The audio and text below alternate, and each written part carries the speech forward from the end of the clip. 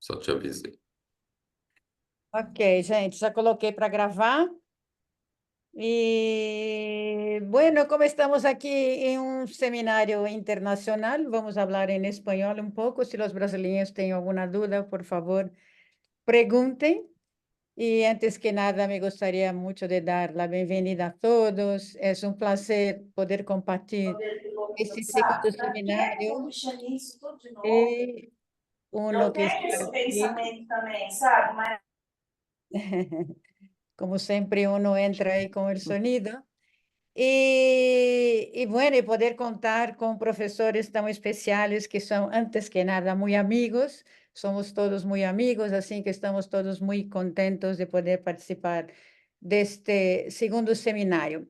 Ele tem como objetivo compartilhar contenido atual sobre os aspectos psicológicos relacionados com el rendimento deportivo, principalmente com colegas e alunos de Iberoamérica, porque temos participantes de Uruguai, Peru, Chile, Argentina, Espanha e Brasil. Assim que temos muita gente aí que vai participar deste seminário. Solo recordando a todos cómo funciona, el seminario tiene una duración de 4 horas, siendo que las 2 primeras horas son para la lectura de los textos de apoyo enviados por los profesores, y de las 10:30 a las 12:30 hora Brasil, por favor, recuerden que es hora Brasil, tenemos 2 horas, Perú 2 horas menos, Uruguay exactamente el mismo horario de Brasil, creo que Argentina también. España vamos a tener 4 o 5 horas adelante. Y ahí sí, de las 10:30 a 12:30 hora Brasil, tenemos la clase síncrona y vamos a confirmar la presencia de todos para generar un certificado al final de 30 horas. Así, los que todavía no se inscribieron en la plataforma Simpla, por favor, lo hagan aún hoy, porque vamos a tener todo ahí certificado por la plataforma. Y si tiene alguna duda o dificultades, por favor, contacten a Mateus. Y yo ponía el contacto en el chat, así que si tienen algún problema, pueden contactar a Mateus y Mateus va a contactar, va a entrar en contacto con todos. Bueno, para mí es un placer inmenso empezar ese segundo seminario con una amiga que es como una hermana para mí. Mi familia, nosotros tenemos una familia muy especial que Verónica, Mario de Perú y yo somos amigos, hermanos, y tener la participación de Verónica abriendo este seminario para nosotros es un honor, Vero, sabes que es de hecho un honor. Yo voy a leer su currículum para que tengan una idea de quién es Verónica. Es una persona muy especial en la psicología del deporte de Sudamérica.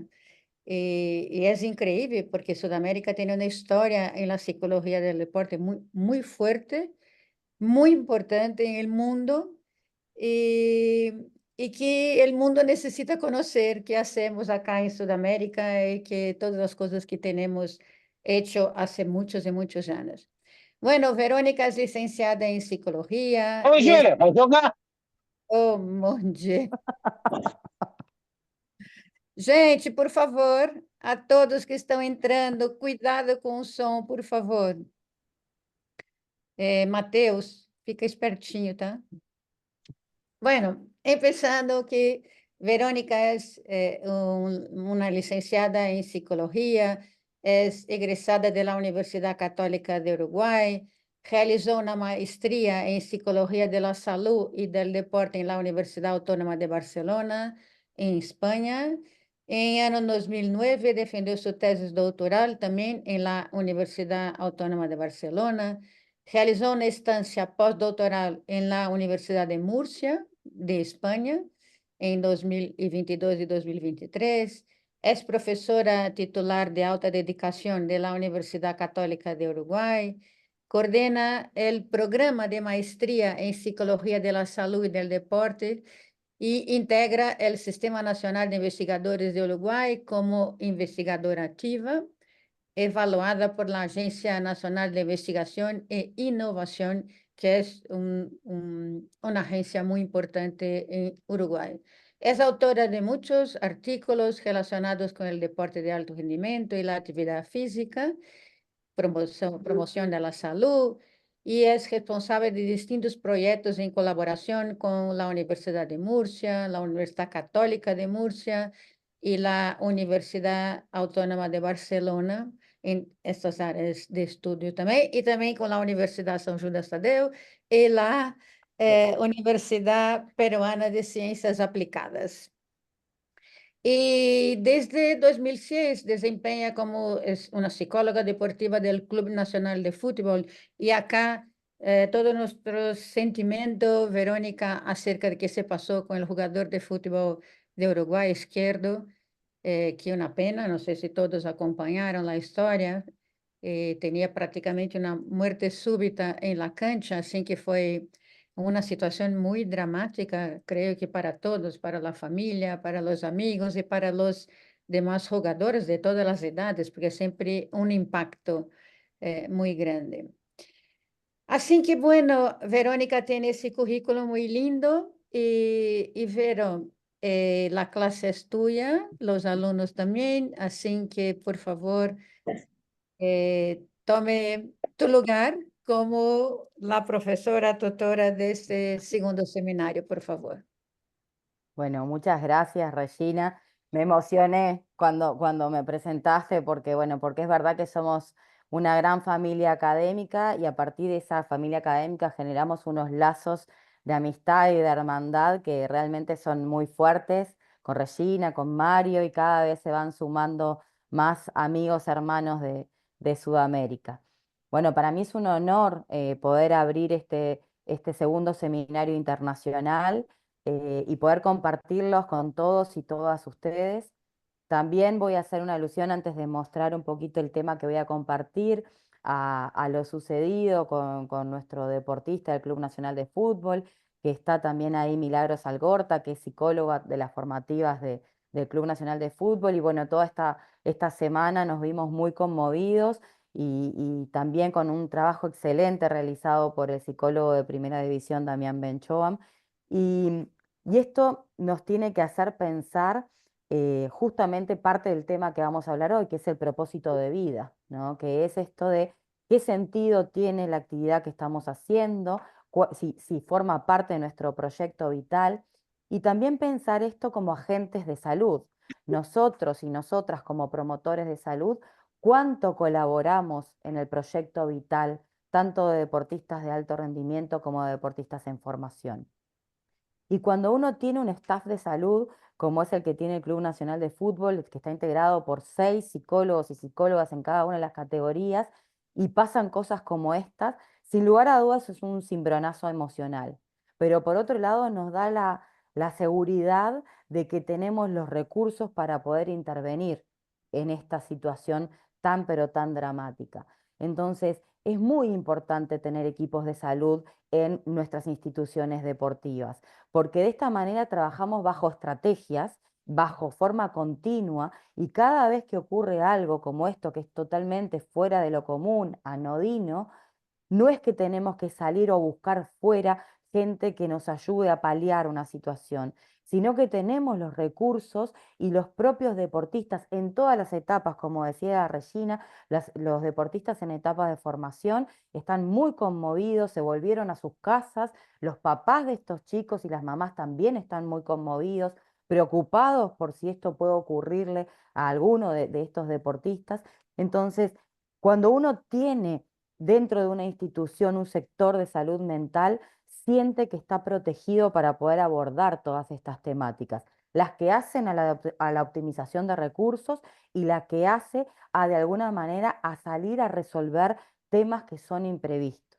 Entonces, nada, agradecerle a todo el equipo de salud mental del Club Nacional de Fútbol, está Milagros, está Cecilia Guerra, está Damián Benchoam, está Federico del Negro y Mili, ¿me falta alguien? Valentina Martins. Valentina Martins, Valentina que también forma parte. Así que nada, y esa sensación de que somos también equipo. hay un equipo de salud mental. Entonces, con esto quería empezar y después de que me deje toquetear todos los botones que tengo, voy a compartir, bueno, lo que es mi intención para el día de hoy, que es un tema del cual si bien trabajo hace mucho tiempo, porque yo no me imagino como psicóloga, sobre todo en el ámbito aplicado, trabajando con jóvenes sin pensar en el propósito de vida, pero a nivel de presentaciones, como es en el día de hoy, o a nivel de la investigación, no es una de mis variables de estudio, ¿sí? Mis variables de estudio están más relacionadas con el burnout, con todas las variables protectoras, con la psicología positiva, y sin embargo, em, hace un tiempo, quizá con mi madurez, es decir, mi madurez en cuanto a la experiencia y a la edad, me fue dando esta necesidad de empezar a trabajar sobre otros temas que involucren al deportista en su totalidad, al deportista persona o a la persona deportista, ¿no? Cada vez haciendo de alguna manera o priorizando en que para llegar al resultado primero hay que transitar todas otras variables que hacen de alguna manera hasta la trascendencia. Este concepto, que si bien yo a Regina le propuse el término de propósito de vida, desde la filosofía japonesa tiene un concepto muy claro que es el Ikigai. Y de esto es lo que vamos a hablar en nuestra sesión del día de hoy. El Ikigai es una construcción japonesa, es una construcción de su cultura que claramente refleja el modo de vivir y está orientado a, de alguna manera, el propósito de vida, la razón que tiene cada uno de los individuos para, de alguna manera, forjar su proyecto vital y su futuro. Y hay muchos estudios y muchos estudios recientes, de hecho yo les compartí uno que es del año 2022, que habla de la asociación directa que hay entre el Ikigai y el bienestar psicológico. Es decir, está muy claro que cuando las personas tienen un propósito de vida y construyen y lo trabajan, va a haber una relación con ese bienestar, pero también va a haber una relación negativa, es decir, va a haber menos probabilidad de que pueda aparecer o que pueda ocurrir trastornos que estén relacionados con la depresión y con la ansiedad. Por lo tanto, cuando trabajamos a través de esta filosofía o esta construcción del Ikigai, no solamente vamos a estar trabajando el propósito de vida, sino que vamos a estar protegiendo de trastornos psicopatológicos que puede darse en la población general y ni que hablar en la población deportiva. Por lo tanto, podemos trabajar directamente sobre esta variable e indirectamente sobre otras que tienen una característica de enfermedad. Cuando hablamos del Ikigai, y estoy hablando del Ikigai en general, estamos hablando de una construcción que tiene 4 componentes, y 4 componentes que no se pueden pensar por separado. Si bien cada uno de estos elementos tiene una finalidad en sí misma, el Ikigai es una construcción que habla de una interacción. Y la interacción de estos puntos tiene que ver, primero que nada, con lo que uno ama. Y ahí la variable que está por detrás es la pasión. Pasión que en el mundo del deporte es central y que ha sido arduamente estudiada. Después está el elemento o el componente que hace relación a lo que uno es bueno haciendo, es decir, a nuestra vocación, a lo que me sale bien, al talento que naturalmente tengo. Algunos también lo pueden llamar a los dones que tenemos. Luego está lo que el mundo necesita. Y acá está la misión que tenemos cada uno de nosotros a partir de eso que somos buenos y a partir de de lo que amamos. Y esta misión también tiene que, de alguna manera, ser dinámica e ir en consonancia con lo que el mundo va transitando. Cuando ocurrió la pandemia, la misión cambió. Cuando estamos en periodos de guerra, cambia. Cuando estamos en periodos políticos de determinada manera, también se transita de otra forma. Pero también el Ikigai, porque si no quedamos como algo que es muy trascendental, que es muy subjetivo, pero que no se baja a tierra, tiene una pata muy realista, que es las recompensas que nos puede dar aquello que tanto amamos, que tiene que ver con nuestra profesión. Es decir, que nosotros podemos vivir realizados haciendo lo que nos gusta, con nuestro don o nuestro talento, respondiendo a la necesidad del mundo y a la coyuntura que se esté viviendo, y además tener un rédito que puede ser económico, que puede ser social o que puede ser de estatus por esto que estamos realizando. Y acá vemos que es un constructo que no está solamente en esto de la vivencia o de la experiencia personal, sino que realmente está muy unido al mundo, muy unido a la responsabilidad social y muy unido a que puede ser mi profesión y mi modo de vida. Y cuando hablamos del Ikigai, no podemos dejar de pensar en un diagrama de Venn que genere esta interacción donde el Ikigai es justamente el centro, ¿sí? En donde se unen los 4 componentes, ¿no? Esto de lo que amamos, en lo que somos buenos, en lo que necesita el mundo y en lo que nos puede dar de alguna manera nuestro sustento económico. Y unir con nuestras variables la pasión, la misión, la vocación y la profesión. Es decir, que el Ikigai es una construcción. No podemos pensar que las personas vienen con Ikigai o no tienen Ikigai. No es un rasgo, es una construcción y por lo tanto es dinámica, es flexible, es cambiante, es progresiva. Y cuando hablamos de todas estas características y si decimos que no es rasgo, que no es determinada previamente, estamos hablando de que va a poder tener muchas personas que determinen, que nos acerquen a esta probabilidad de poder tener un propósito de vital, de poder tener Ikigai, y hay personas que nos pueden alejar de este propósito.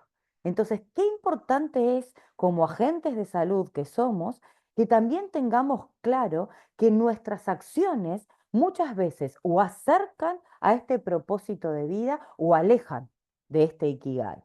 Y muchas veces no somos conscientes. Y acá cuando hablo de agentes de salud, estoy hablando de psicólogas, psicólogos, estoy hablando de fisioterapeutas, de nutricionistas y estoy hablando de entrenadores y entrenadoras que están sumamente enlazados directamente con los deportistas en cualquiera de sus fases, en la iniciación deportiva, en la tecnificación o en el alto rendimiento.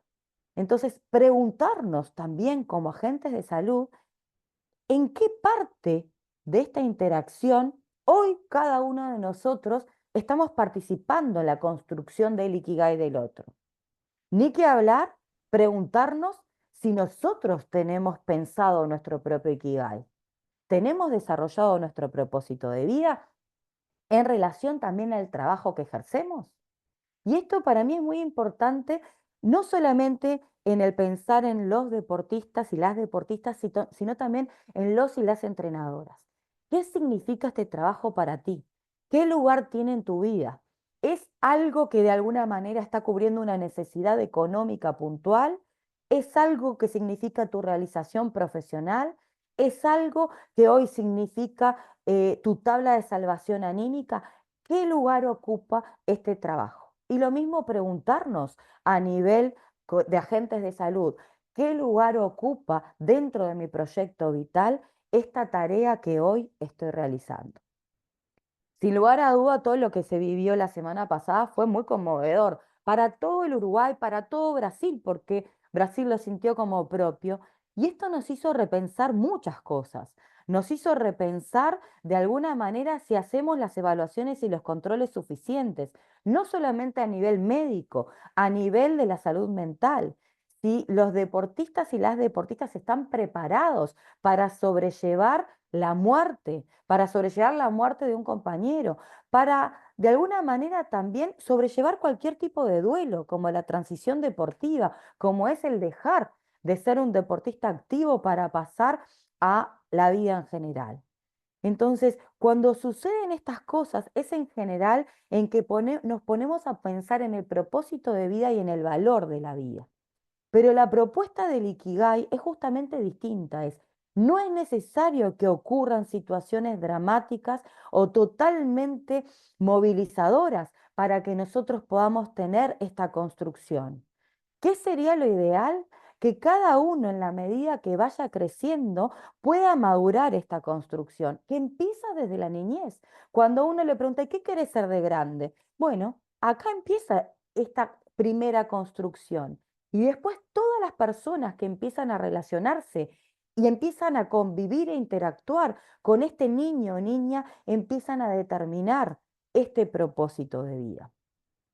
Me acuerdo que en mis primeros años como psicóloga yo hablaba de tener un plan A, un plan B o un plan C. Es decir, si el deportista no llegaba a ser deportista, ¿cuál era su plan B? Iba a ser un estudiante, iba a tener una profesión, y el plan C iba a ser un adulto activo, ejercitante. Y con los años fui realmente cambiando esta postura, en que no hay un escenario A, B y C. Hay un solo escenario que tiene que contemplar todas las aristas, que tiene que contemplar el si llego, el si no llego, toda, de alguna manera, todo el desarrollo y el crecimiento en las áreas educativas, el área social, el área amorosa, pero no si me sale esto o si me sale lo otro. Es sabiendo que en la vida puede transitar, que llegue un momento a aquel propósito deportivo, pero que después tengo 50 años más de vida para desarrollar las otras aristas. ¿Ese es mi plan B? No, es mi plan A. Y también pensar que muchas veces cuando uno se plantea un propósito, aparece como si fuera una línea recta, una línea hacia adelante en donde ese propósito se va generando a partir de acciones concretas que siempre van hacia adelante. Y si hay algo que me ha dado la experiencia deportiva, es que en general nos planteamos metas, pero nunca se cumplen en la dirección que nosotros creíamos o en los tiempos que nosotros pensábamos. Que en vez de ser así, es así. Un camino sinuoso en donde a veces se va hacia adelante y entre otras veces se va hacia atrás. Pero que ese ir hacia atrás no significa un retroceso, sino significa un agarrar fuerza o un parate para reflexionar para los pasos que van a seguir. Entonces, también en esta construcción del Ikigai, así como en otros componentes de la psicología positiva, como es el optimismo y la resiliencia, hay que tener un gran ajuste a la realidad. Es decir, que nosotros tenemos que pensar que para esta construcción no alcanza solamente con disfrutar, no alcanza solamente con creer que estoy en el camino correcto o no alcanza solamente con tener un pensamiento positivo. Hay mucho que trabajar para poder llegar al Ikigai y cuando hablamos del Ikigai en el contexto deportivo, claramente se relaciona con una experiencia de gratificación, de satisfacción y demás. Pero con eso solo no alcanza. En Occidente está muy estudiado el concepto de el bienestar y sobre todo el bienestar subjetivo. Y cuando hablamos del bienestar subjetivo, claramente está relacionado con las experiencias de ocio y el deporte. Es decir, que sabemos que aquellas personas que están vinculadas al mundo del deporte y sobre todo al mundo del ejercicio van a tener una relación muy estrecha con ese bienestar. Y hay muchos estudios y estudios en la actualidad que nos traen diferentes componentes del bienestar subjetivo, como es el bienestar hedónico y como es el bienestar eudaimónico. Cada uno de estos bienestares o cada uno de estos componentes tienen filosofías o tienen prioridades distintas, ¿sí? Cuando nosotros estamos hablando del bienestar hedónico, estamos centrados sobre todo en la sensación de disfrute y de placer. Estamos muy asociados y relacionados con el aspecto positivo que la práctica deportiva o que la práctica del ejercicio nos trae. Hay muchos estudios, hay muchas investigaciones en Occidente que tratan de relacionar, por ejemplo, los motivos que llevan a las personas a realizar ejercicio físico, las variables o factores que ayudan a que un deportista esté adherido a esa práctica a lo largo del tiempo.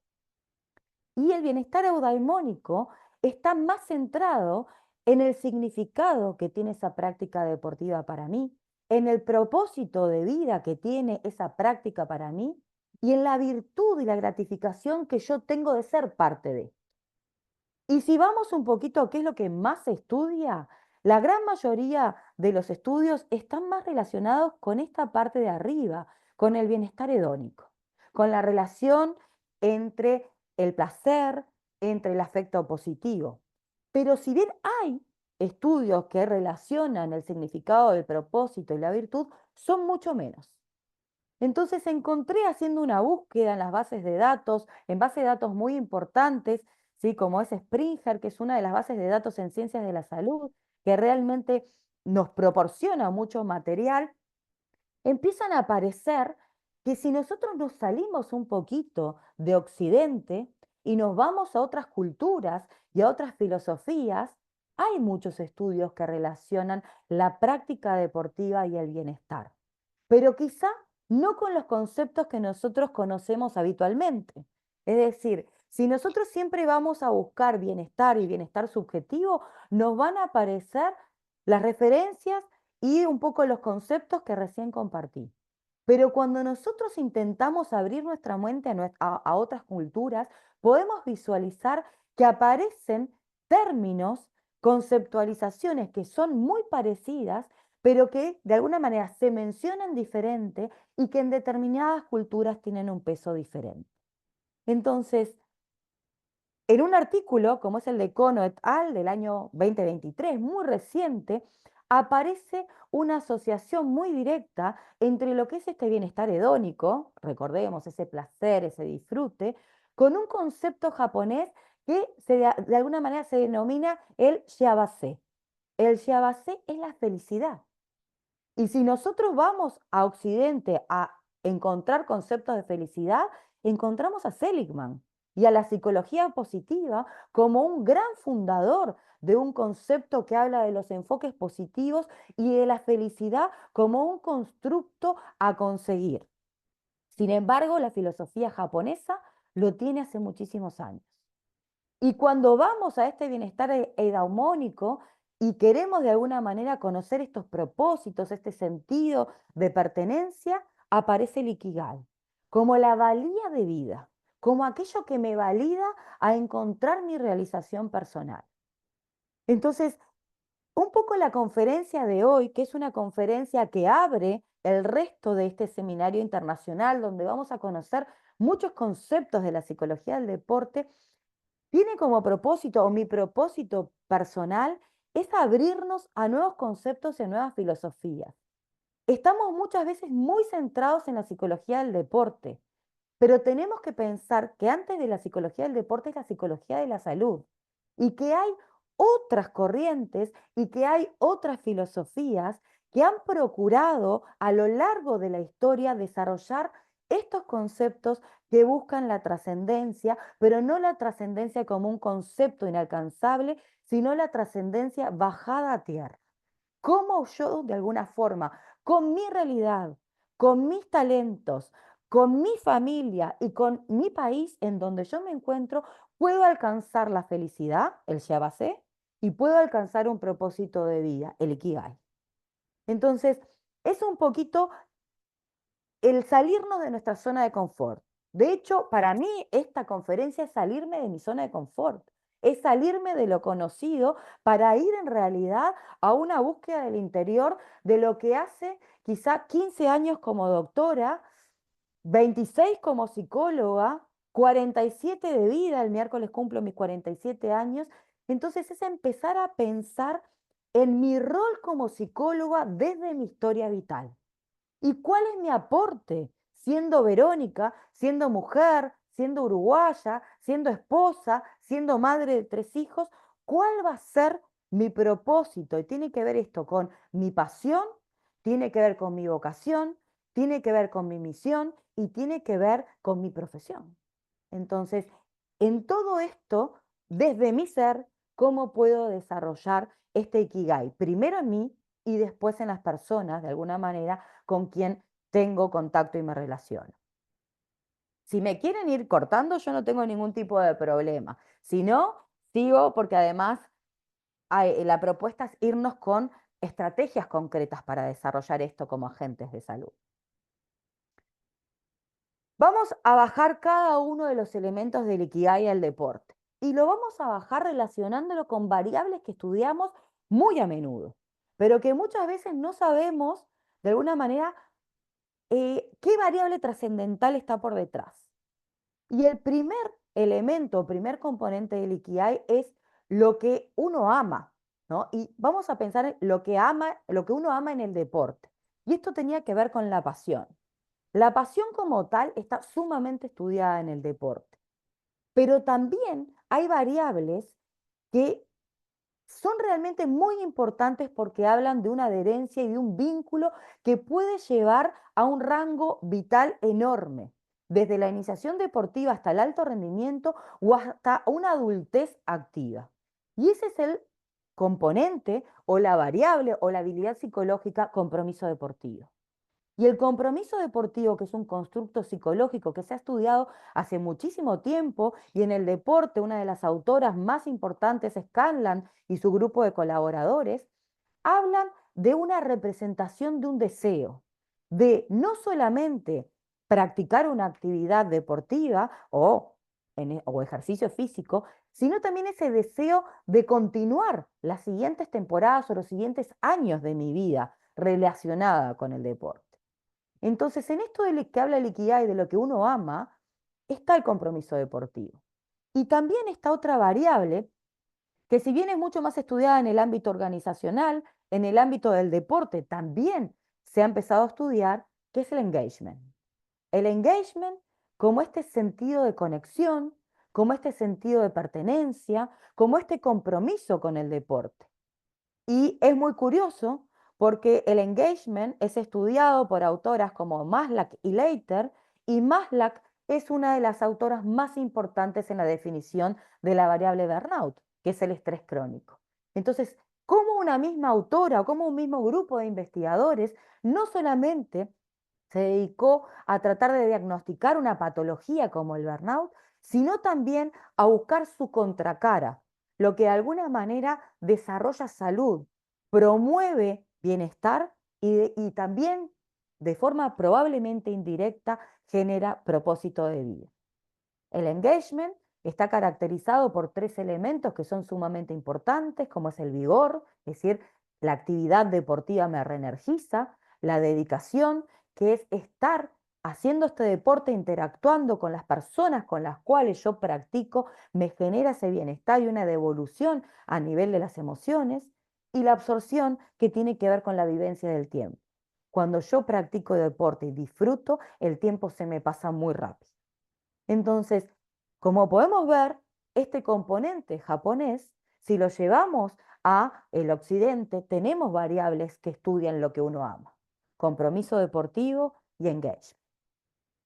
Si nos vamos a la segunda pata o el segundo componente del Ikigai, que era lo que uno es bueno haciendo. Y a veces hasta nos viene como una falsa humildad en que si uno dice en qué es bueno, parecemos soberbios. Bueno, la cultura japonesa hace de alguna manera un gran valor de aquella persona que reconoce cuáles son sus fortalezas, de aquella persona que se mira y sabe que a qué es bueno, cuál es su don y cuál es su talento. ¿Y por qué reconoce y por qué le da valor? Porque cuando reconozco en qué soy bueno, de alguna manera me comprometo a tener que desarrollar ese talento.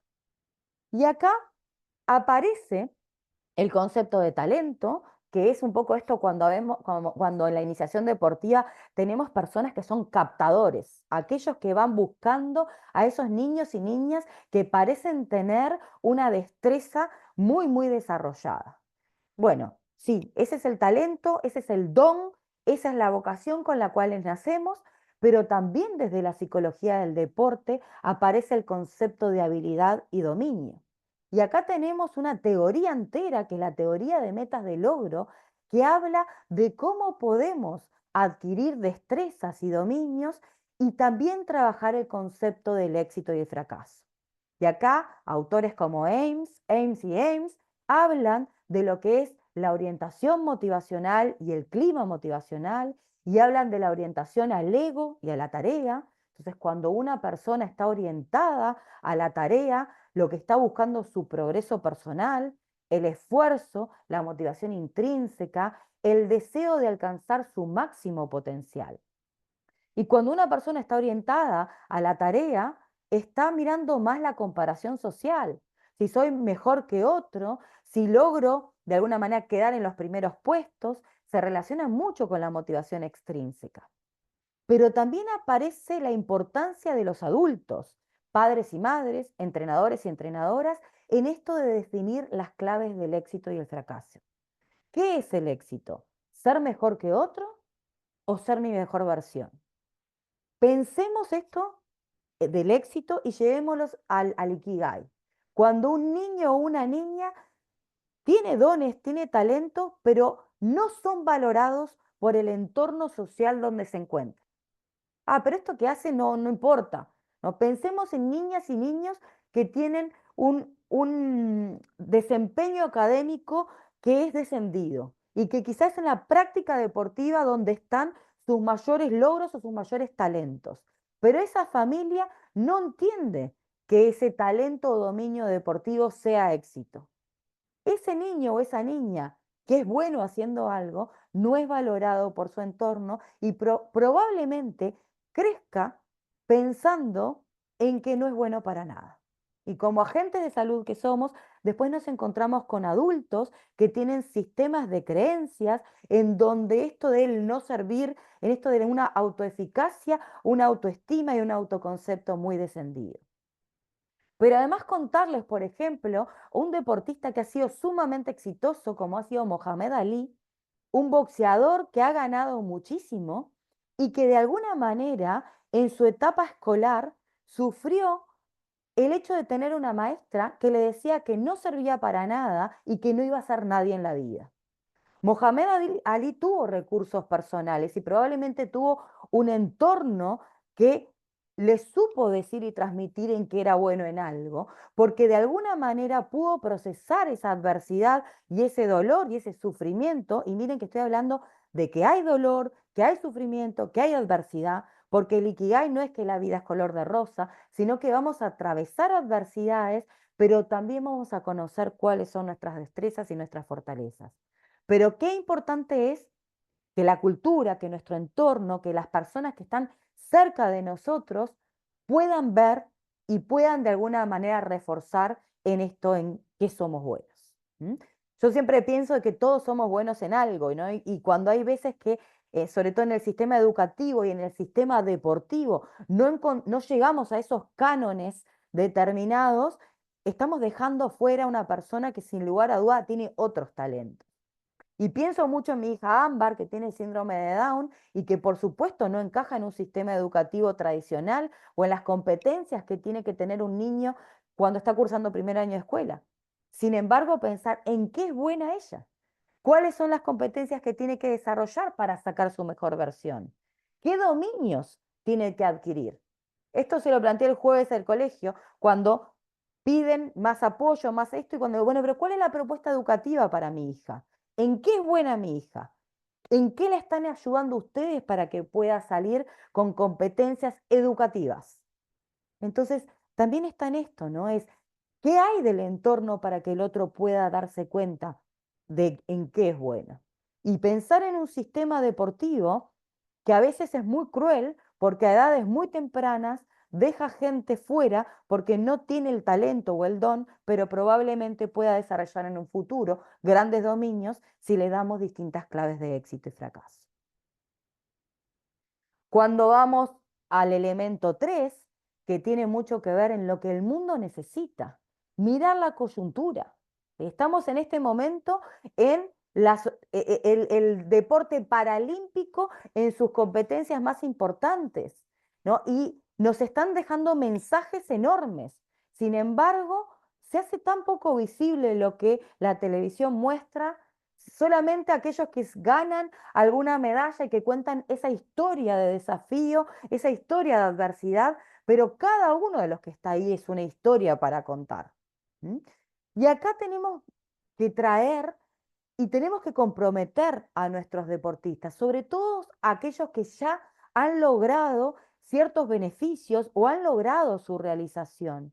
Que es muy importante que aquellos deportistas que están en el alto rendimiento participen de proyectos comunitarios, puedan ir a eventos benéficos, puedan ser padrinos de asociaciones, porque de alguna manera el alcance que tiene, la visibilidad que tiene un deportista de alto rendimiento y un deportista consagrado es enorme.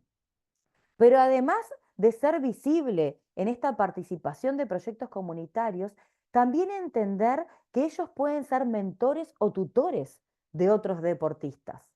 Y Mili, que está ahí, que comparte el trabajo con Nacional conmigo, y no sé si está algún otro, sabe que quizá cuando hacemos un taller y lo damos nosotros como agentes de salud, tiene un efecto. Pero cuando traemos un deportista que está o en la primera división de Nacional o un deportista de otro rubro que viene a contarle su experiencia, ¿cómo es el impacto y la contribución que tiene para el resto de los deportistas, sobre todo más pequeños? Entonces, es fundamental que ese deportista o esa deportista consagrada pueda contar no solamente el éxito que tiene ahora, sino cómo fue su camino.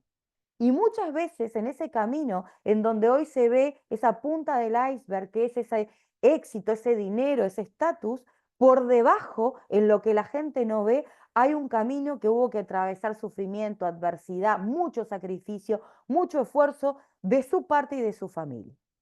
Entonces, es vital que nosotros como agentes de salud tengamos que también decirle a ese deportista consagrado que tiene que generar una contribución hacia el resto y hacia la sociedad. Muchos hacen su contribución generando gestos deportivos nuevos. ¿Sí? Simone Biles, que tiene para cada uno de sus aparatos un ejercicio, un gesto técnico que hasta ahora no había. ¿Es una contribución? Claro que sí. Pero además de la contribución técnico-táctica, tiene que haber una contribución que permita a los que están empezando poder entender un camino, poder saber qué herramientas y qué recursos se necesita. Y nuevamente, que no es un camino que va en dirección hacia arriba y directo, sino que es un camino que tiene muchas, pero muchas curvas. ¿Mm? Y el último de los componentes es lo que nos puede traer como recompensa. Y acá estaba relacionado con nuestra profesión. Y nuevamente, desde la psicología del deporte, tenemos una teoría como es la teoría de la autodeterminación, que habla de una motivación intrínseca y una motivación extrínseca. Es decir, que nosotros realizando, haciendo lo que nosotros amamos, teniendo de alguna manera una responsabilidad social y con el mundo, teniendo clara nuestra vocación, podemos tener ventajas de esta práctica deportiva.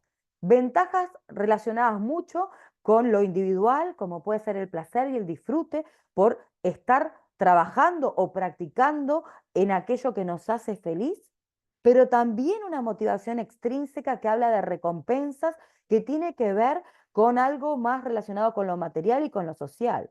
Dinero, estatus, viajes, reconocimiento, prensa, sponsor. Y de alguna manera, acá se cierra ese círculo de que cuando uno piensa en la carrera deportiva y piensa en el desarrollo como ser humano, pueda tener un propósito en donde se vaya recorriendo todas esas partes, pero no es de a una a la vez, es una interacción, es una construcción en donde cada una de estas patitas se va tocando. Pero también acá invito a pensar, porque los componentes del Ikigai son muy importantes. Pero ¿qué pasa si tenemos un deportista, en general pasa mucho con el fútbol, sobre todo en Sudamérica, que con 12 o 13 años nos habla de que quiere ser un profesional del fútbol o una profesional de fútbol, que quiere que su salida laboral sea el fútbol? Entonces, está empezando en esta construcción del Ikigai por el cuarto elemento. En vez de empezar por lo que uno ama, por el disfrute, se fue a la salida y a las recompensas. Y en ese orden sí tenemos que trabajar, porque ahí no hay un ajuste a la realidad. De ese niño de 12 o ese preadolescente de 12 o 13 años y probablemente de su familia que piensa que quizá porque hay un don, porque hay talento, porque es bueno haciendo algo, va a venir la recompensa económica o social. Entonces, ahí también tenemos que trabajar el Ikigai, porque hay unos componentes que están desordenados, que están desajustados y que no va a ser en esa edad ni en esa etapa deportiva donde va a venir esa recompensa económica. ¿Va a haber recompensas? Claro que sí, el disfrute, el ser elegido como titular o estar dentro de una plantilla, el viajar. Ahora, ¿salvar socioeconómicamente a todo un grupo familiar? No. Entonces, estos son parte de los ajustes que como promotores de salud tenemos que hacer. Que si bien el Ikigai habla de estos componentes, en esta construcción hay que darle lugar al tiempo y hay que darle lugar a ir de alguna manera trascendiendo en etapas que se van uniendo, pero que no tienen como finalidad última la riqueza o el éxito, como la gran mayoría de las personas lo entienden. Entonces, es importante saber y ajustar a realidad, porque cuando vemos un concepto que es tan, de alguna manera, tan sano como el de la felicidad, el del propósito de vida, el de la valía, muchas veces creemos entonces que es posible que alguien con 13 o 14 años pueda llegar a un éxito económico. Y no, esto no es lo que de alguna manera promueve esta filosofía de vida. Un ejemplo, y un ejemplo que quizá no es tan común porque siempre nos vamos a los deportes colectivos.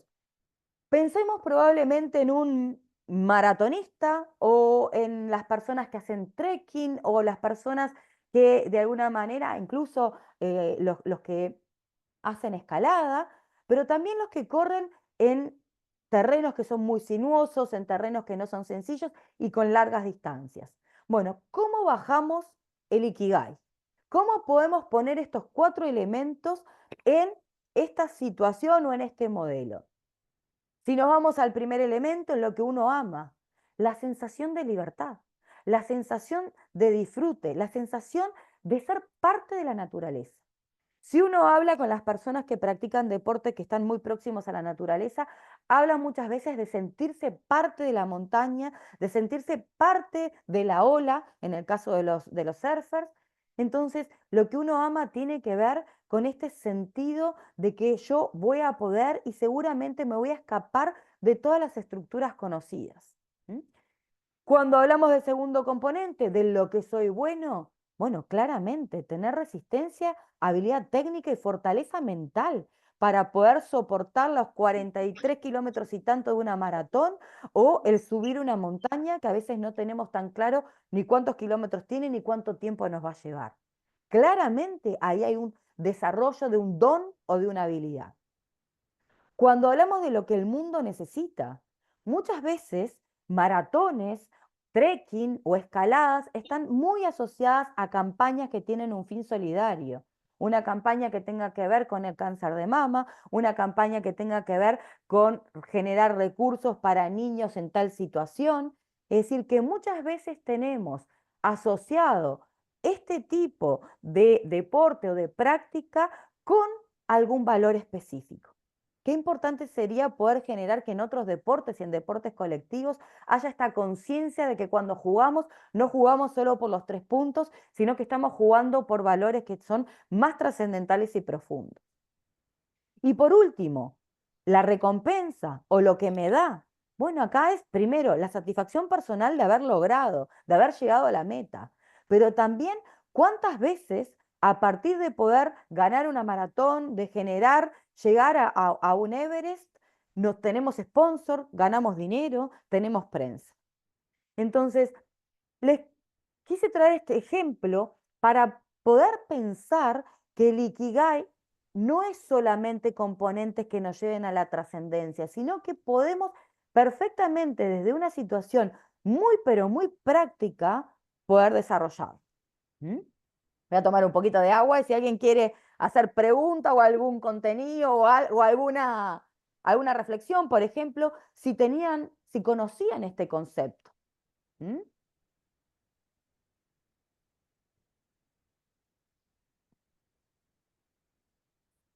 ¿Conocían, no conocían? Más allá que después va a haber lugar a preguntas, pero capaz que en este intercambio decir, estoy Pero, hablando, dime, eh, Reggie. bueno, em primeiro lugar, quero dizer-te que este é um conceito estupendo, porque pensamos muito em desempenho, resultados, goles, e não pensamos em coisas que são muito mais importantes ou muito mais importantes que esses resultados concretos, digamos assim.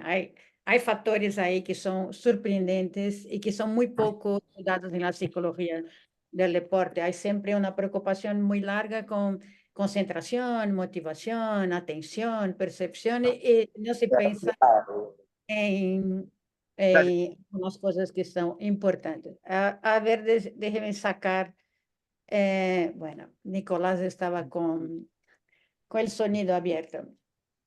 Y hay cosas ahí en que apuntaste que para mí son tremendas, pero vamos a escuchar Mateus, creo que Mateus tiene ahí una pregunta. Diga, Mateus. Sí, hola, profesora Verónica, ¿cómo estás?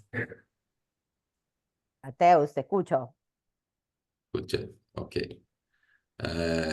¿Existe una forma de evaluar el Ikigai, una Bueno, escala psicométrica o algo del género?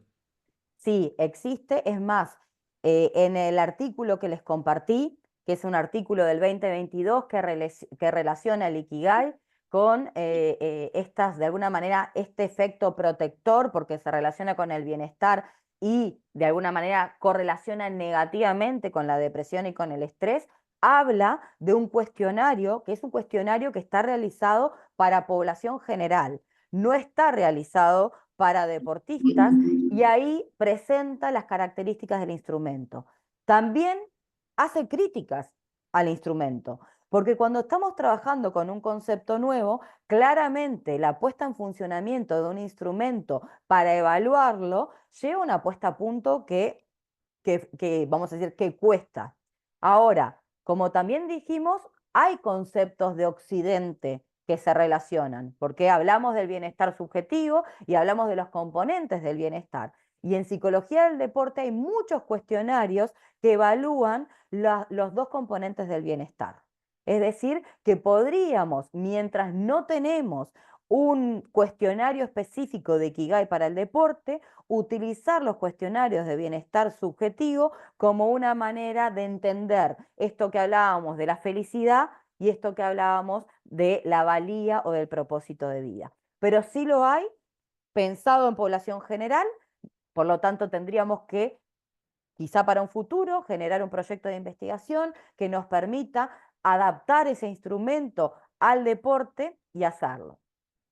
Hay una investigación del 2023 que lo que intenta relacionar es el propósito de vida y el Ikigai en estudiantes universitarios y en estudiantes que practican deporte, que están en la universidad, y en estudiantes que no practican. Y el instrumento que utiliza permite obtener resultados que la verdad para mí fueron muy significativos. Por ejemplo, que el Ikigai parecería ser algo que se da en la rutina de aquellos universitarios que son deportistas. Es decir, que aquellos deportistas que además están en la universidad tienen un propósito muy claro que cada uno de sus días, sobre todo en el entrenamiento, aparece. Y tiene cierta lógica, ¿no? Porque el deportista cuando hace grandes esfuerzos, muchas veces lo que está pensando es en la meta a la cual quiere llegar. Pero lo que no aparece tanto en el deportista es ese disfrute, ese placer. Y tenemos claro que hay rutinas o hay entrenamientos diarios que, lejos de ser disfrutables, son algo que uno de alguna manera los padece, ¿no? Cuando estamos en una pretemporada, 40 grados, nos hacen correr, tenemos a veces entrenadores que les gusta sacar llagas y dolor, ahí no hay placer, pero sí hay Ikigai. Y cuando lo compara con los universitarios no deportistas, en los dos niveles hay menos dimensión, tanto de Ikigai como de disfrute. Entonces, estamos empezando a transitar este camino de investigación. Por eso yo les contaba que esto es algo que a mí me llamó más la atención desde el punto de vista aplicado que desde el punto de vista de la investigación, porque desde el punto de vista de la investigación en el deporte es muy incipiente. Pero acá invito a todos los que están escuchando a poder pensar en un proyecto, incluso un proyecto transcultural. Tenemos gente de Chile, de Perú, de Brasil, de Uruguay, para poder abordar el Ikigai en el deporte. Perfecto. Gracias, profesora. Muy bien. Una otra cosa que siempre pienso también, Vero, es que muchas veces no necesitamos tener un instrumento psicométrico porque podemos hacer algunas preguntas y esas preguntas pueden nos dar Exacto. cosas muy importantes. Por ejemplo, ¿qué desea ganar en el deporte para realizar a su ser? No para realizarse, ser un millonario o ganar mucho dinero o poder dar dinero para la familia, pero para realizar a su ser, su propia persona. Así que podemos pensar también en algunas preguntas interesantes. Tenía uno, Rodrigo, que no me engano, que estaba ahí con la mano Sí, levantada. Rodrigo, por favor, ¿quieres hacer una pregunta?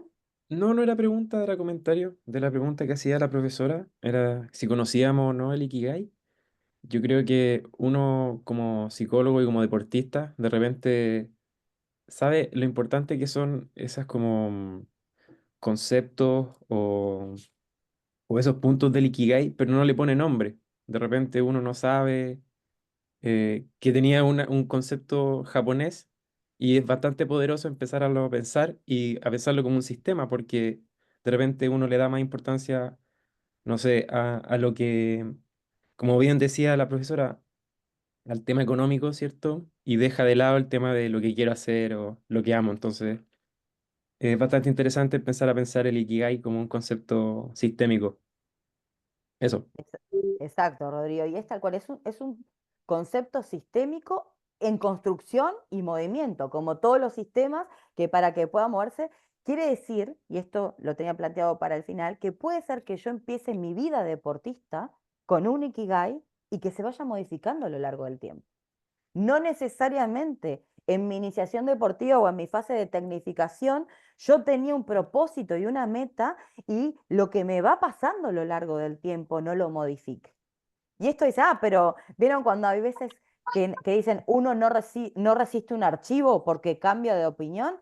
Bueno, es saludable no resistir un archivo, porque quiere decir que vamos evolucionando, que la vida y los años de experiencia nos van dando nuevas visiones. Y de eso también se trata el Ikigai, de que no es un constructo que lo pensemos y que sea una estrategia para siempre, ¿no? Sino que es una estrategia que se puede ir moviendo. ¿Mm? Si no hay más preguntas en esta parte, tenía también muchas ganas de compartir con ustedes cómo nosotros y nosotras como agentes de salud podemos promover el Ikigai. Porque, como bien decía Rodrigo, en general, de forma innata o con otros nombres, cuando trabajamos con otras personas, sobre todo en nuestro rol de psicólogos y psicólogas, tratamos de promover salud y lo intentamos hacer desde habilidades o variables que no son conocidas. Pero es importante cuando hablamos de un sistema y de un sistema que apunta a una filosofía de vida y que apunta a proyectarnos en un niño que va a terminar siendo un adulto activo y que esa es nuestra mayor, de alguna manera, nuestro mayor logro, es qué podemos hacer en ese camino. Y como agentes de salud, para mí es fundamental incluir a los entrenadores y entrenadoras, porque sin lugar a duda quienes están mucho más cerca del deportista o del ejercitante son entrenadores, profesores de educación física que nosotros psicólogos y psicólogas que muchas veces tenemos una participación de una vez a la semana, 2 veces a la semana con suerte. Sin embargo, los entrenadores y entrenadoras y formadores están todos los días. Entonces, de alguna manera pensar cómo nuestro rol puede desempeñar un papel central para que nuestros deportistas puedan desarrollar ese Ikigai y que puedan de alguna manera tener un sentido de propósito y un sentido de realización. Y acá empiezo por lo básico, ¿no? Que es muchas veces cuando empezamos un año, una temporada nueva y entrenador o entrenadora no habla de su filosofía de trabajo, no cuenta qué es lo que va a premiar, cómo va a elegir a los titulares y a los suplentes, cómo va a reconocer de alguna manera el esfuerzo, qué pasa si hay que generar sanciones, por ejemplo, si alguien llega tarde, si alguien falta. Todo eso empieza con un propósito. Si yo quiero ser creíble y quiero tener este poder de influencia, que es el liderazgo, necesito sí o sí tener credibilidad y generar atractivo. Y para eso necesito contar mi filosofía. Cuando a veces les propongo a los entrenadores y entrenadoras contar su filosofía de trabajo, me dice, ¿pero por qué? La filosofía me lo marca la institución. No, la institución te marca un parámetro, pero vos tenés tu propia filosofía de vida y tu propia filosofía de entrenamiento. Y tus deportistas necesitan saber esos parámetros y necesitan saber eso que tú priorizás para poder responder a las necesidades. ¿Qué sería deseable, pero no ocurre? Que también los entrenadores y entrenadoras pudieran preguntarle a sus deportistas qué necesitan de él o ella como entrenador para poder desarrollarse al máximo. ¿Se imaginan qué importante sería empezar una pretemporada sabiendo lo que el entrenador y la entrenadora valora y lo que el deportista o la deportista necesita? Ahí empieza nuestro movimiento de construcción de un propósito. Ahí es donde comienza todo. Sin embargo, en general, nuestros comienzos de pretemporada, es decir, que va a ser duro, que va a ser larga, que el objetivo va a ser tal cosa y que hay que ponerse a correr. Pero no contamos todo esto que es fundamental. ¿Ah? Como profesores docentes universitarios, a mí me pasa que cada vez que empiezo un curso, lo primero que hago es presentar mi filosofía de trabajo. ¿Cómo van a ser mis clases? ¿Cómo los voy a evaluar? ¿Qué de alguna manera es lo que yo reconozco como evaluación continua y lo que no? Porque también es justo que aquella persona que va a estar conmigo y que yo voy a tener un poder que es asimétrico, que es desigual en relación al deportista o al alumno, tenga claras las condiciones. Entonces, lo primero o en qué comienza en el Ikigai es compartiendo nuestra propia filosofía de trabajo y nuestros propios valores, estableciendo pautas y poniendo límites. Ahí empieza esta construcción. Después, claramente, hay un montón de estrategias que tenemos que pensar. Así como el entrenador y la entrenadora tienen un plan de trabajo que están marcados en un macrociclo, en un mesociclo y en un microciclo, también tenemos que pensar en nuestras estrategias psicológicas, en nuestras estrategias que también tengan que ver con esto que es atravesar al ser humano que en este momento está practicando un deporte. Entonces, cómo mi plan de trabajo, cómo mi macrociclo van a estar insertas ciertas actividades o ciertos talleres que busquen atender a los valores y a los espacios de reflexión y crecimiento. ¿Dónde los voy a meter? Porque si pensamos que para trabajar el Ikigai vamos a tener que contratar un psicólogo o psicóloga para que trabaje en consultorio o en el vestuario por fuera, el proceso empieza equivocado. La construcción del Ikigai en el deporte empieza en el entrenamiento y se desarrolla en el hábitat o en el escenario natural donde se desempeña ese deportista y ese entrenador o entrenadora. Si ya estamos pensando en un espacio de reflexión fuera de ese ámbito natural, ya lo estamos sacando de ese entrenamiento. Lo estamos pensando como algo ajeno al entrenador o la entrenadora. Entonces, el Ikigai y el propósito de vida se trabaja de forma integral con los otros componentes del entrenamiento total. La parte técnica, la parte táctica, la parte física, la parte psicológica, porque el Ikigai atraviesa todo eso. No es que el Ikigai se trabaje solo desde el punto de vista de la psicología, se trabaja desde todo punto de vista. Porque si estamos hablando de ser bueno en algo y de adquirir dominios, la parte técnica y la parte táctica es central. Por lo tanto, el Ikigai no lo podemos dejar únicamente arraigado al punto de vista psicológico. ¿Ah? Entonces, por eso es central que entrenadores y entrenadoras conozcan este concepto y sean protagonistas en esta construcción. ¿Mm? Hay 7 puntos que podíamos pensar, puede haber muchos más, 7 puntos que en esto de esta nueva construcción de un concepto y sobre todo de una construcción de un concepto que viene de Oriente, que lo estamos adaptando al Occidente, que pueden ser como pautas a seguir. Sin lugar a duda, cada uno de nosotros puede construir nuevos y distintos puntos para poder abordar, ¿no? ¿Qué es lo importante? Lo que preguntaba Mateus. ¿Existen técnicas para evaluar este propósito personal? Y si vemos lo que existe más que un cuestionario específico, es el uso de dos herramientas que forman parte tanto de la metodología cuantitativa como de la metodología cualitativa, que tienen que ver con la entrevista, que tienen que ver con la observación y también con el uso de cuestionarios o de preguntas. Pero sin lugar a duda, la instancia de entrevista, de una entrevista semiestructurada, de una entrevista que pueda abordar en profundidad aquello que el cuestionario no me da, es central. Y sobre todo entender cuando alguien inicia, cuando alguien ingresa a un club o cuando alguien empieza a practicar un deporte, conocer qué lo llevó a elegir este deporte y qué lo llevó a elegir esta institución en particular. Y esto no es algo que solamente pasa en el deporte. Durante unos años en mi vida, sobre todo en el año más o menos 2010, 2011, me interesé mucho por los motivos que llevaban a los ejercitantes comenzar un programa de ejercicio físico. Y algo que me llamó mucho la atención en una investigación que hicimos con 200 participantes en distintos gimnasios de Montevideo, es que ninguno de los gimnasios, cuando recibía a un ejercitante nuevo, le hacía una entrevista individual que le preguntaran cuáles eran los motivos que los llevaban a comenzar el ejercicio, cuál era la historia de ejercicio, si era una persona que ya venía practicando diferentes disciplinas o era una persona totalmente sedentaria que no tenía un historial de movimiento. Pero además preguntarle cómo llegaron a esa institución y por qué ese gimnasio y no otro. Y para que ustedes tengan una idea, hay cuestionarios, como es el AMPEF, que es un autoinforme de motivos para realizar ejercicio físico del grupo de Capdevila, profesor de la Universidad Autónoma de Barcelona, que no solamente estudia los motivos, estudia también las barreras. ¿Por qué alguien no puede o se siente paralizado frente al hecho de poder comenzar un programa de ejercicio físico?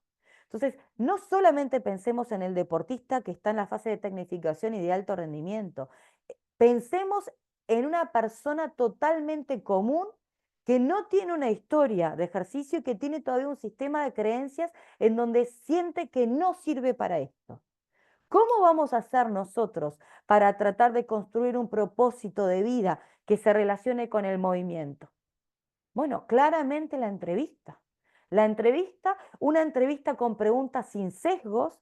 ¿Al menos hiciste alguna vez algo? Entonces ese al menos, yo que no tengo historia de ejercicio ya me mató porque como no llego a ese mínimo. Entonces tenemos que empezar a pensar cómo poder evaluar ese propósito. Y yo le diré, no sé si Reyes y los otros compañeros que están acá piensan, estamos quizá perdiendo esta naturaleza del encuentro cara a cara por ir permanentemente con el cuestionario, a ese encuentro en donde el otro me está narrando su historia, y por eso hay entrevistas que se llaman entrevistas narrativas, en donde a partir de ahí podemos hacer la anamnesis, que es la historia de esa persona, que si fuera una persona común sería nuestro paciente, pero como es el caso de un deportista y nuestro ejercitante, muchas veces nos cuesta llamarlo de esa forma. Entonces, tenemos que empezar a evaluar el propósito personal. ¿Qué te trae aquí? ¿Qué esperás? ¿Hasta dónde querés llegar? ¿Qué vas a desarrollar con todo esto? ¿Por qué este lugar? Y algo que yo pregunto permanentemente como psicóloga, ¿por qué yo? ¿Por qué me elegís a mí como compañera de camino? ¿Qué hay en mí o qué expectativas tenés depositadas en mí para que yo sea la persona que te acompañe? Porque puede haber otra. Entonces, es sumamente importante empezar a entender que la evaluación del propósito es central y que la evaluación no se traduce en pasar un cuestionario, sino que se traduce en observar, que es de alguna manera entender comportamientos, en entrevistar, que es entender cómo piensa la persona, que es estar abierta a ese cara a cara, que es la conexión emocional, que cada corriente psicológica le pondrá un nombre diferente. Y cuando estamos hablando de evaluar el propósito personal, también tenemos que pensar en que sea una instancia de autoconocimiento. Y también hago acá una reflexión de nosotros como agentes de salud. ¿Cuántas veces tenemos una entrevista semiestructurada que nos da la tranquilidad de que respondimos los puntos que teníamos marcados, ese checklist está, pero que a la otra persona, es decir, o a nuestro deportista o a nuestro paciente, no le sirvió para nada? No se llevó nada de esa entrevista.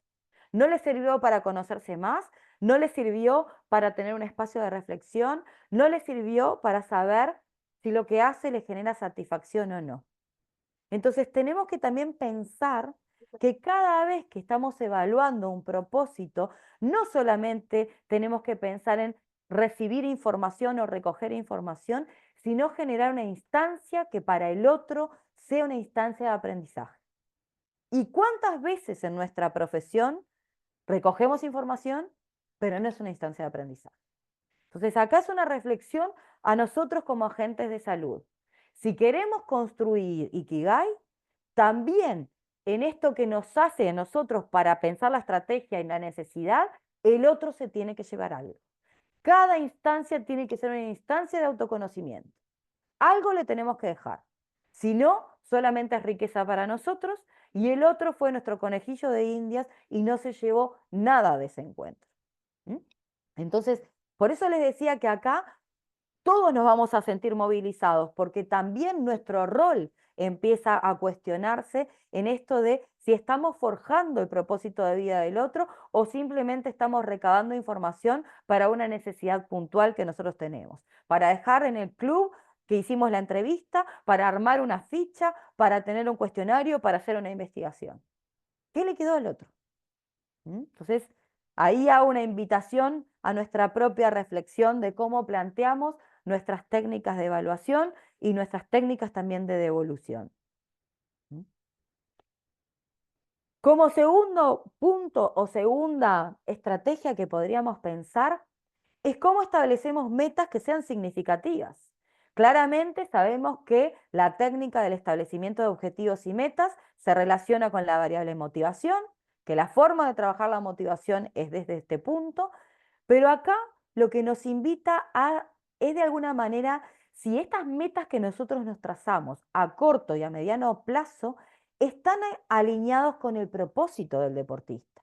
Están alineados no solamente con ser desafiantes, es decir, con que significa un reto para deportista, sino que estén alineados con los 4 componentes del Ikigai, con la pasión, con la vocación, con la misión y con la profesión.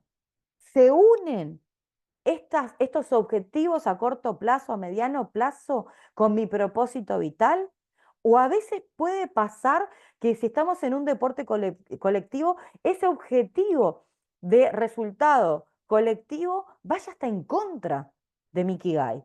Entonces tenemos que buscar que haya una coherencia y que haya una linealidad entre los desafíos, los retos y los objetivos a corto, mediano y hasta largo plazo en relación con los 4 componentes del Ikigai.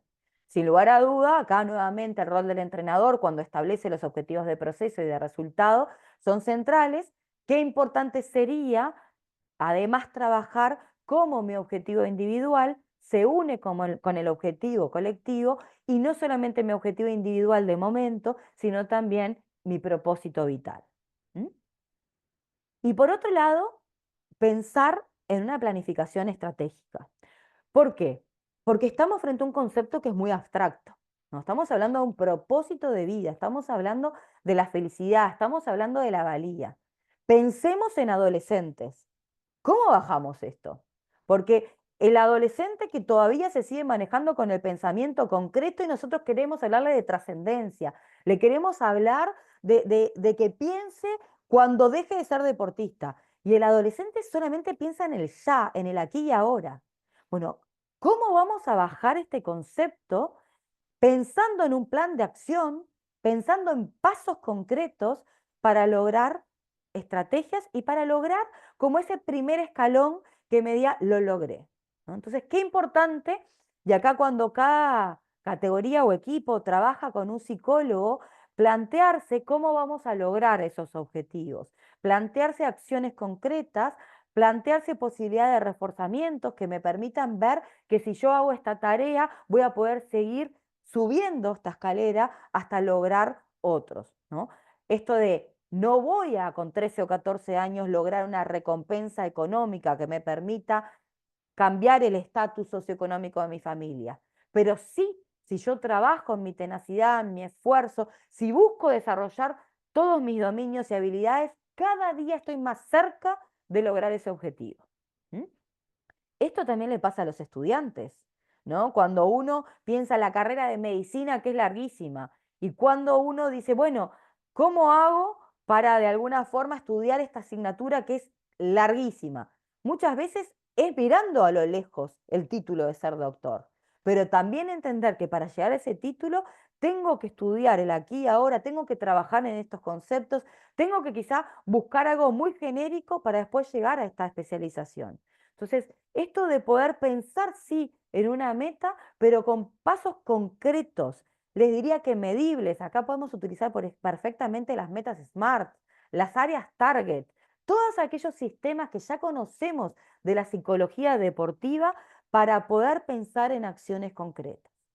Por eso, hoy les transmitía que si bien es un concepto de Oriente, en Occidente y en la psicología del deporte tenemos muchos conceptos que lo trabajan, pero muchas veces no tenemos tan claro por qué lo trabajamos o por qué utilizamos una meta SMART o por qué hacemos un análisis FODA o DAFO o por qué utilizamos un área target. Esto es lo que me da de alguna manera la razón de ser, que me permiten estas técnicas poder establecer un plan estratégico para conseguir metas significativas. Entonces, cuando yo tengo claro esto, puedo enmarcar esas técnicas ya conocidas de la psicología del deporte con un objetivo más trascendental. ¿Mm? Entonces, por eso lo que estoy intentando hacer es mostrar esta combinación entre una filosofía y entre técnicas ya conocidas desde la psicología del deporte. ¿Mm?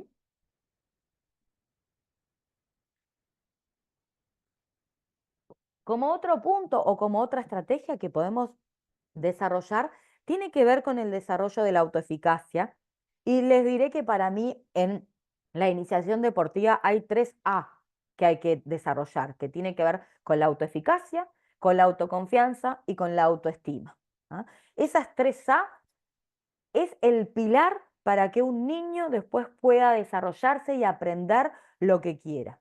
Pero sobre todo estas 3 A son centrales para que ese niño o niña pueda entender en lo que es bueno, en este segundo paso del Ikigai. Cuando hablamos de autoeficacia estamos hablando de una creencia estable en el tiempo, que de alguna manera habla de que yo considero que soy capaz de hacer bien o de salir exitoso o airoso de aquella situación a la que me voy a enfrentar. Cuando hablo de autoestima, estoy hablando de una creencia que se relaciona con el afecto que yo me tengo a mí misma. Y cuando hablo de autoconfianza, estoy hablando de una creencia que de alguna manera establece esa sensación de que yo creo que soy capaz de hacerlo.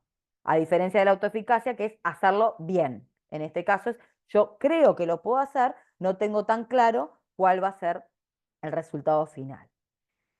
¿Qué podemos hacer nosotros como promotores de salud? Bueno, sobre todo reforzar y enseñar a entrenadores y entrenadoras a utilizar el refuerzo positivo, a utilizar cuándo, cómo, por qué, a no quemar el recurso. No todo el tiempo tenemos que estar reforzando, pero sí es importante que frente a un conocimiento nuevo, sea un gesto técnico o sea una actitud para la vida, nosotros podamos dar ese mensaje de que estamos contentos, a gustos y satisfechos con lo que acabamos de percibir por parte de ese deportista, que sobre todo esto se tiene que desarrollar en la niñez.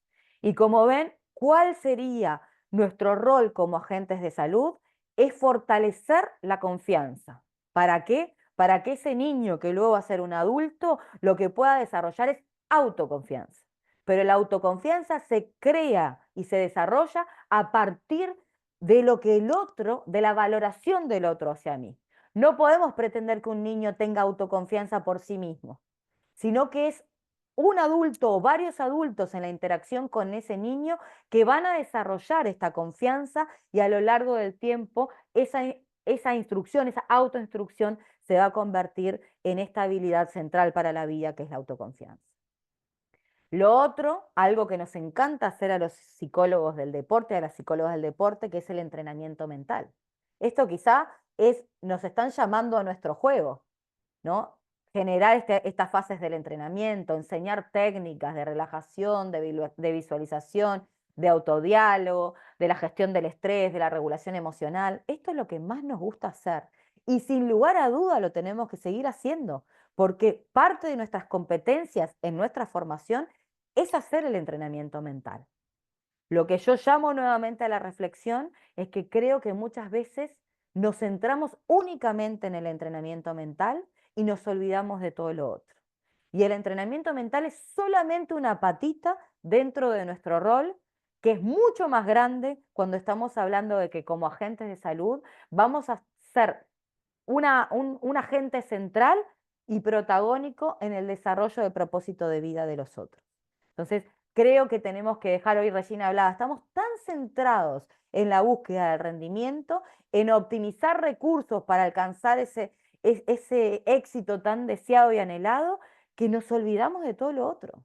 Esto es parte central, sí, y además somos los únicos que los podemos hacer, pero no es lo único. Entonces tenemos que pensar en qué otras cosas podemos realmente desarrollar y sobre todo, cómo alinear el entrenamiento mental al Ikigai. Cómo esto va a ser parte de ese propósito mucho mayor. ¿Mm?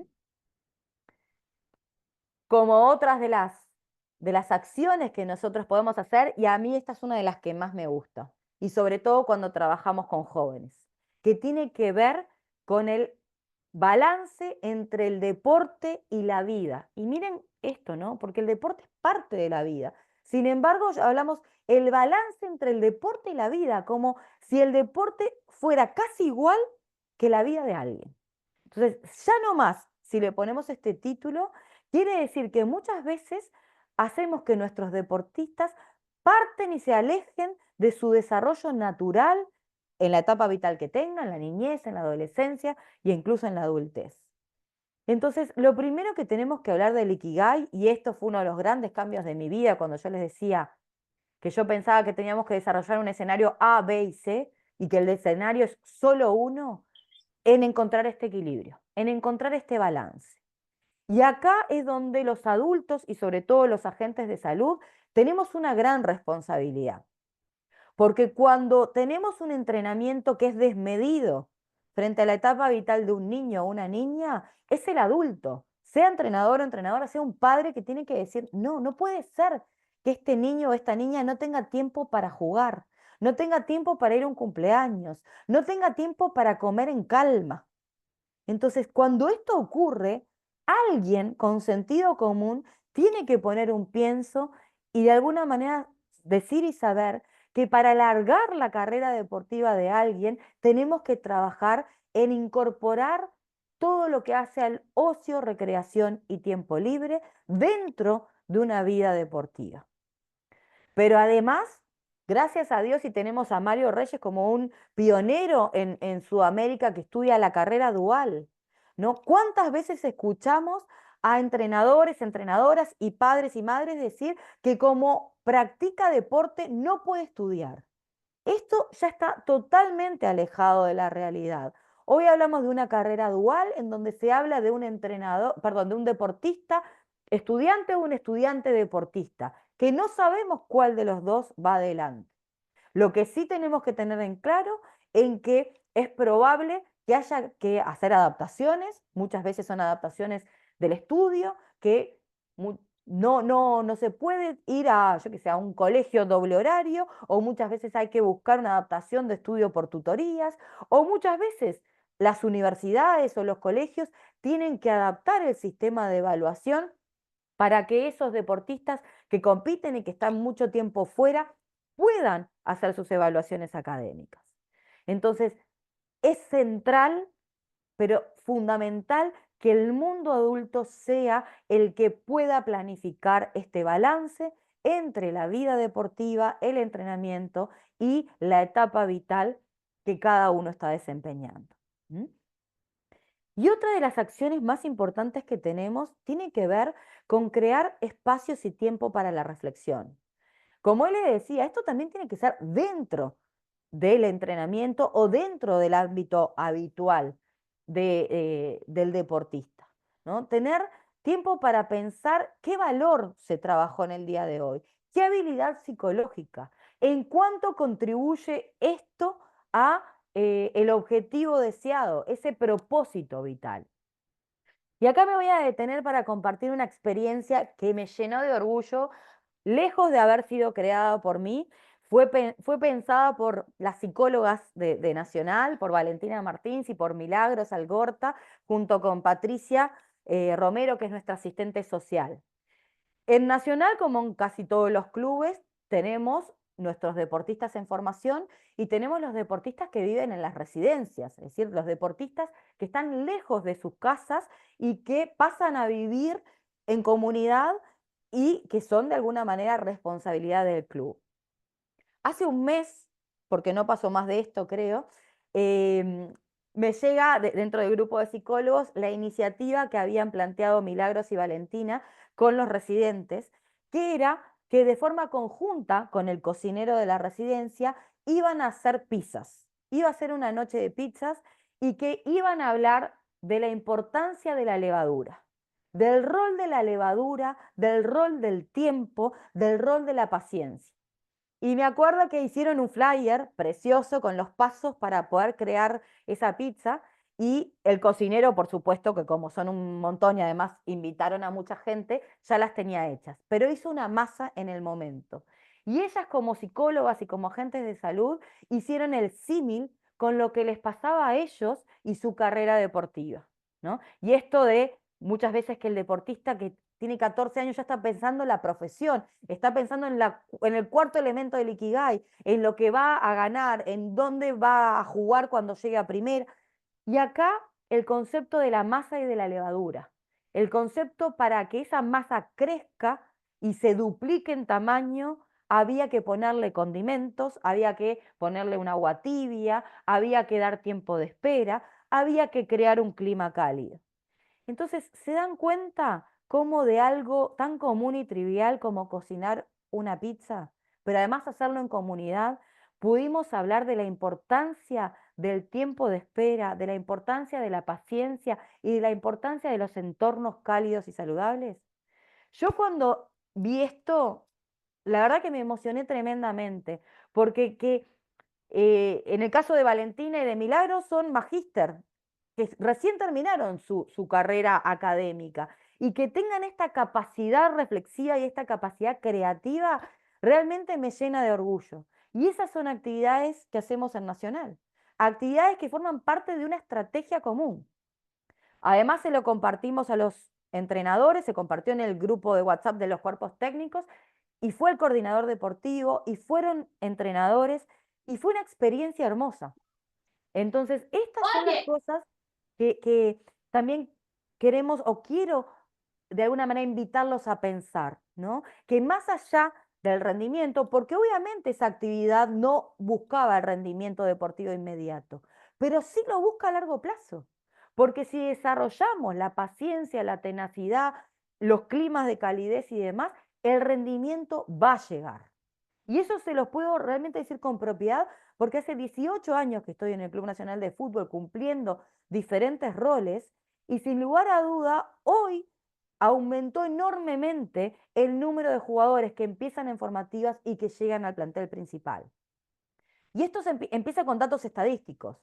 El Gol al Futuro, que es un proyecto, una política pública de deporte y de salud del Uruguay, que busca potenciar la educación y el juego de los deportistas en formación, tiene una estadística muy dura, que de muchísimos jugadores que empiezan en la séptima con 13 años, menos del 1%, el 0,95 llega a la primera división. Entonces, nosotros primero que nada nos tenemos que plantear, ¿para quién vamos a trabajar? ¿Para el 1% que va a llegar o para el 99% que no? Entonces, en realidad el Ikigai dice, vamos a trabajar para el 100%, porque en el propósito de vida van a estar los que van a llegar y los que no. Pero el trabajo también va a ser diferenciado. Pero no hay nada más lindo que ver que cuando uno trabaja desde las estrategias de salud, ese porcentaje que hablaba de no llegar al 1% aumenta de forma exponencial. Porque hoy por hoy el plantel principal del Club Nacional de Fútbol se alimenta de sus deportistas en etapas de formación. Entonces, esto habla que cuando hay un trabajo continuo, cuando hay un equipo de salud, cuando tenemos estrategias basadas en el largo plazo, el rendimiento llega, pero no como meta directa, como meta indirecta. Y acá porque estamos centrados más en el hecho de formar personas. Y acá entra, sin lugar a duda, el Ikigai. Y como decía hoy Rodrigo, sin lugar a duda, cuando empezamos esto no teníamos ni idea que se llamaba Ikigai, pero el componente natural e innato estaba. ¿Mm? Por eso, esta pata para mí, la del balance entre la vida deportiva y la etapa vital, es central. Y somos nosotros los agentes de salud quienes tenemos que crear estos espacios. ¿Mm? Como otra de las acciones que tenemos y que es deseable que las podamos hacer, es crear entornos de apoyo, ¿no? Es crear esto lo que llamamos una red de contención, que no solamente sea entre el grupo de pares y el entrenador o entrenadora, no es solamente entre la categoría. Esto tiene que ver también con la incorporación de los padres y las madres. Es fundamental entender que los papás y mamás son socios en este trabajo y que son fundamentales a la hora de ser red de contención y facilitadores de la vida. Entender que los compañeros de otras categorías, que los compañeros de otros deportes, porque en una institución deportiva no solamente se practica un deporte, y buscar el hecho de que las personas puedan conocerse. Por ejemplo, también el año pasado se desarrolló una actividad junto con el Club Social Nacional, aquellas personas que contratan el servicio como un club cualquiera y van a hacer diferentes disciplinas deportivas. Y por ejemplo, una de las que se ofrece es Zumba. Entonces, una actividad social que hicimos fue que los deportistas de las formativas fueran a una clase de Zumba con una profesora del club social. Y fue algo espléndido. Generar bailes en el club social donde adolescentes que juegan al fútbol, pero que practican vóley, que van a gimnasia, puedan estar juntos porque son de la misma edad y porque pueden generarse esta red de contención. Pero además de generar esto dentro de los que podíamos pensar que son simétricos, padres, compañeros, otros deportes, también hay que generar una cultura de equipo. Y esto es una cultura organizacional. Esto tiene que ver con la filosofía de la institución, tiene que ver con la incorporación de dirigentes varones o mujeres, tiene que ver con el desarrollo de políticas institucionales. Ni que hablar si esto lo trasladamos a políticas sociales o a políticas públicas. Tiene que haber una cultura de poder buscar apoyo en otros. Que sentir que el buscar apoyo no es una señal de debilidad, sino que es una señal de inteligencia emocional, que es una estrategia de afrontamiento. ¿Mm? Y que podemos, de alguna manera, ahí voy a silenciar, que podemos desarrollarlo, ¿no? Empezando por el equipo, yéndonos a otros deportes, yéndonos a la institución completa y yéndonos a una comunidad para después aquellos que tienen el poder y la capacidad lo puedan trasladar como una política pública a desarrollar. ¿Mm? Otra de las acciones que podemos y deberíamos hacer tiene que ver con integrar dentro del entrenamiento habitual el desarrollo de valores y la contribución social. Y no podemos dejar que solamente sean los deportistas consagrados los que vayan a hacer los actos de alguna manera o que vayan a participar de estos actos de responsabilidad social, sino que los propios deportistas en formación pueden tener impactos en la comunidad. Volviendo a Nacional, durante ya muchos años, los jugadores, sobre todo el de las categorías más grandes, los que tienen 17 y 18 años, van a una escuela que es muy próxima a los céspedes, que es donde se entrena, y ahí van a compartir con niños de un barrio muy carenciado su experiencia como deportistas, les enseñan muchas veces a jugar, pero también les enseñan a hacer los deberes. Y a veces tenemos deportistas que no han terminado el secundario o que consideran que no son buenos académicamente y sin embargo terminan compartiendo una tarea académica con niños. ¿Ah? Y también trayendo una gran amiga de Regina y mía, que es Ana Merallo, que Ana Merallo trabajó durante muchos años en el Barcelona Fútbol Club, cómo el Barça tenía un dispositivo de el impacto en la comunidad, que los jugadores de diferentes etapas y diferentes deportes tenían, por ejemplo, que ir a visitar residenciales, tenían que ir a escuelas, tenían que ir a donar sangre.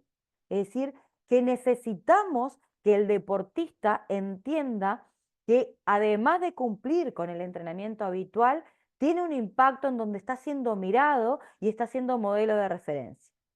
Por eso es tan importante cuando trabajamos en el manejo de las redes sociales, sobre todo los deportistas en formación, porque todo lo que publican tiene un impacto enorme.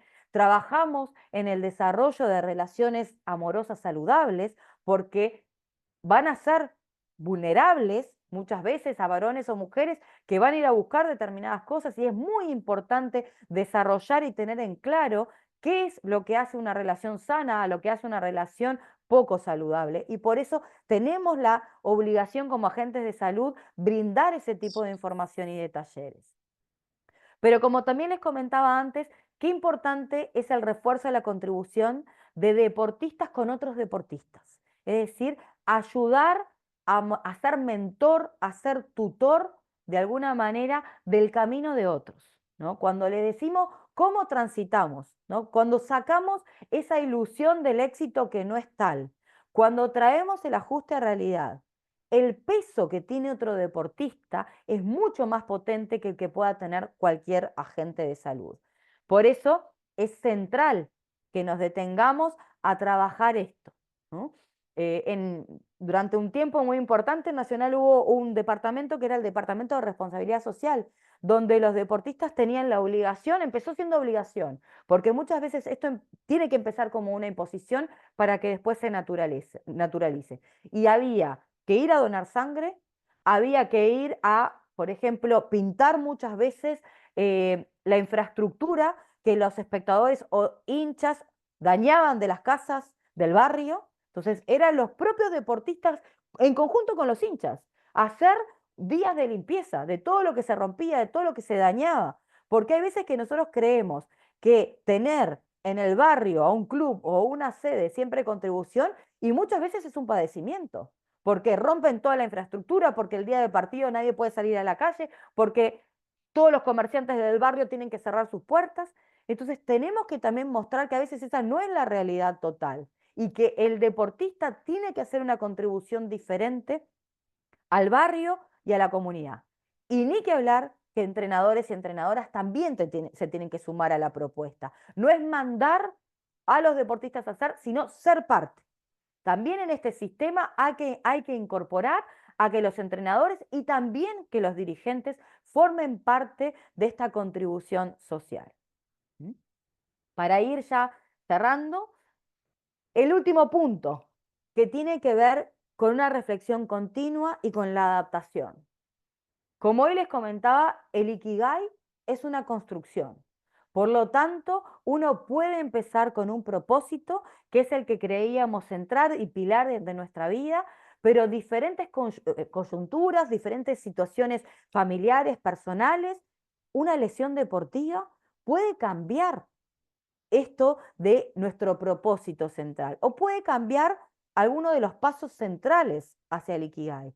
Puede cambiar mi profesión. Yo quería ser una deportista de alto rendimiento y me lesioné y no puedo. Bueno, ¿qué voy a hacer ahora? Yo quiero seguir vinculada con el deporte. Bueno, buscaré otra de las profesiones que se relacionan con el deporte y dentro de las cuales yo sienta que también soy buena y que puedo aportar y contribuir. Entonces, en el Ikigai hay una reevaluación periódica, es decir, que nos vamos moviendo constantemente, se van restableciendo objetivos, se van modificando las acciones. No es un constructo que sea estanco, quieto, se mueve. Y se mueve con mi vida, y se mueve con el mundo, y se mueve con la institución en donde estoy. Por eso es fundamental entender, en esto que yo les decía, que no es un camino recto y hacia arriba. Es un camino que tiene muchas curvas porque está en movimiento constante. Y lo otro que tenemos que trabajar es la flexibilidad, porque así como está en movimiento, tenemos que entender concepto de inteligencias múltiples que habla Gardner, en donde la principal inteligencia es la capacidad de adaptarnos. Que nuestras metas pueden ir hacia un lado, pero la vida nos lleve hacia otro. Sin lugar a duda, Juan Manuel Izquierdo tendría otras metas para su vida. Fue papá hace 10 días atrás y su propósito vital era otro. Pero sin lugar a dudas la vida le marcó otra cosa. Y a esa señora que tiene 2 bebés y a este equipo de fútbol que lo acompaña, tiene que aparecer esta capacidad de adaptación frente a algo que irrumpe, frente a algo que no está controlado por nosotros. Entonces también tenemos que trabajar en lo que es la psicología del control, aquello que podemos controlar y que está bajo nuestro dominio y aquello que no y que queda por fuera. Y por eso trabajar sobre los conceptos de resiliencia, de optimismo y ni que hablar de el Ikigai como un proceso de desarrollo personal con otros y que está en continuo movimiento y en continuo cambio. Para dejarles como también concepto final, es que el gran desafío que tenemos es que todo esto lo tenemos que desarrollar dentro del entrenamiento deportivo. Tenemos que pensar en un entrenamiento total donde el Ikigai sea un componente central. Capaz que tendríamos que empezar a hablar del componente 5, el quinto componente, además de lo técnico, lo táctico, lo psicológico y lo físico, el propósito de vida, como un componente más dentro de este entrenamiento total, en donde cada práctica tiene que fomentar esa realización personal, en donde cada práctica tiene que trabajar la cultura del equipo y en donde cada práctica debería dar lugar a una reflexión. Por ejemplo, ¿qué trabajamos hoy? ¿Para qué hicimos esto? ¿En qué nos acerca al objetivo más grande? ¿Mm?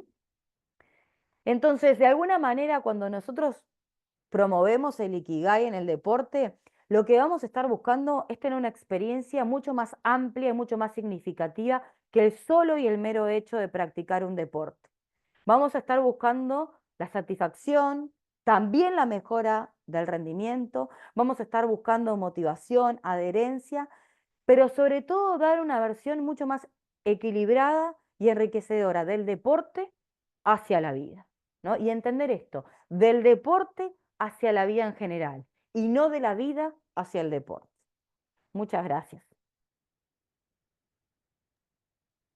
Muchísimas gracias, Vero, fue espectacular.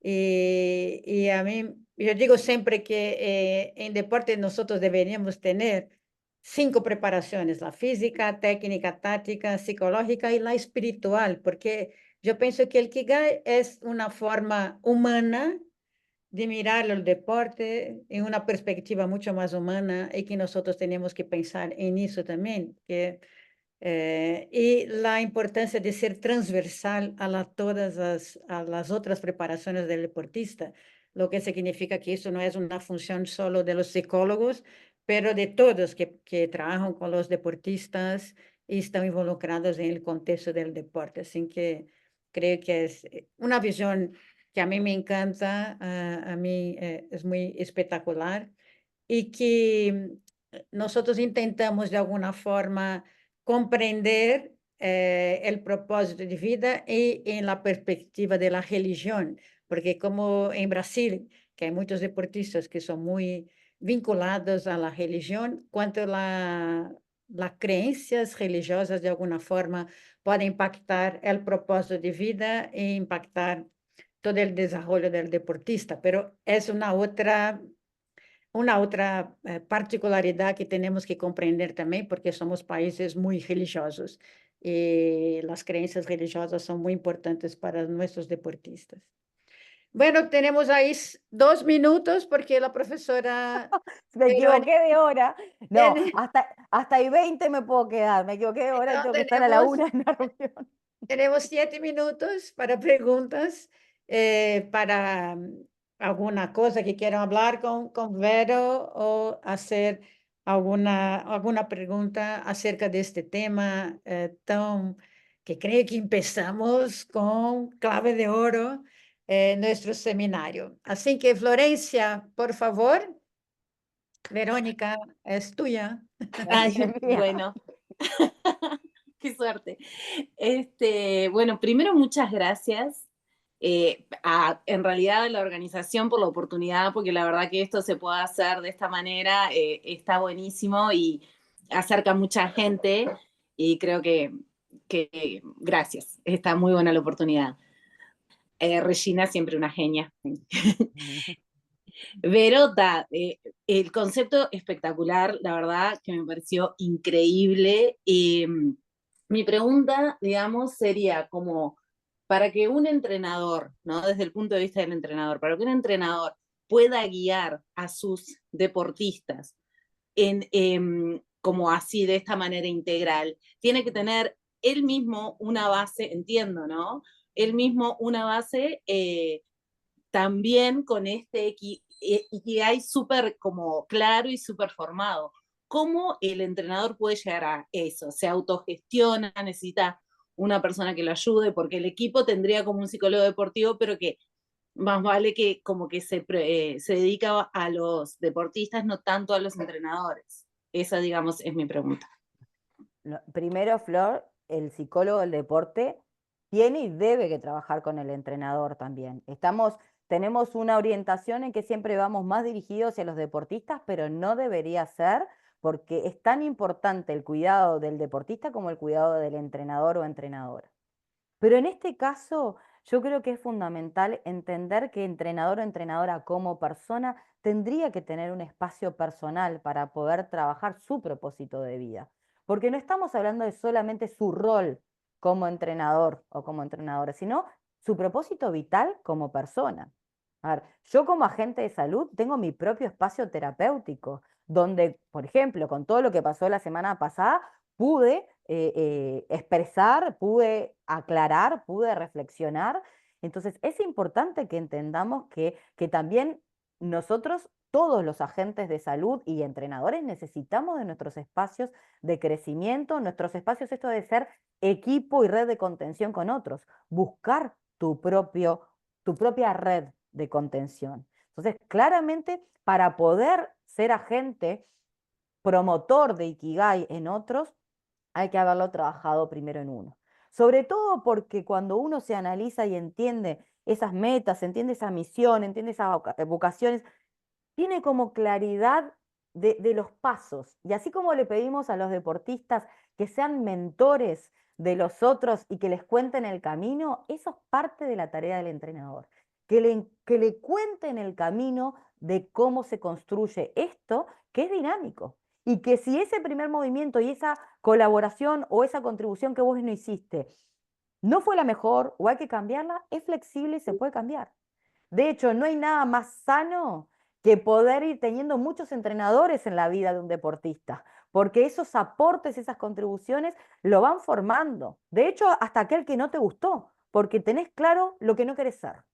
Entonces, lo que es importante, Flor, es que cada uno también tenga ese espacio de crecimiento personal, de desarrollo, para poder pensar en su propósito vital, en nuestro propósito vital, y después ser mentor, contar los pasos, acompañar en la creación de los pasos de los demás. Yo tampoco tengo claro cómo desarrollar el Ikigai de todo el mundo. Empiezo por el mío, por el de mis hijos, por el de mi familia, pero lo que sí tengo claro son los pasos. ¿Qué deberíamos hacer? ¿En qué deberíamos pensar? ¿Qué no deberíamos dejar por fuera? Eso sí. Gracias. Gracias, Florencia. Un gusto verte y reverte también. Y ver ese equilibrio entre nuestra vida personal, familiar y profesional no es muy sencillo. Nosotros intentamos o tendemos siempre a tener una tendencia para trabajar mucho, muchas veces. Y cómo conseguir ese equilibrio. Y yo me recuerdo cuando estaba ahí hablando en Uruguay acerca del burnout de los entrenadores, que eso también es una realidad para nosotros. Bueno, vamos a ver ese tema para el final del seminario, vamos a hablar un poco de ese tema, de la importancia de ese equilibrio. Una preguntita más para uno que tenga interés, recordando que este video va a estar ahí para todos en el YouTube. Mateus va a hacer los trámites para poner ahí en el YouTube están todos ahí, va a estar abierto para todos, para los que compartir con los amigos también, así que ese es un espacio muy democrático y agradezco mucho la participación de los profesores que están ahí de una forma gratuita. Estamos todos trabajando de una forma muy gratuita para tener ese espacio iberoamericano para compartir experiencias, compartir temas y cosas que nos interesan y compartir posibilidades de investigaciones conjuntas. Cada uno de nosotros, profesores, trabajamos en un grupo de investigación, así que tenemos mucho interés en poder compartir experiencias y grupos de investigación. Así que, por favor, no tengan pena de entrar en contacto con todos para poder hacer esto de una forma muy, muy significativa para nosotros.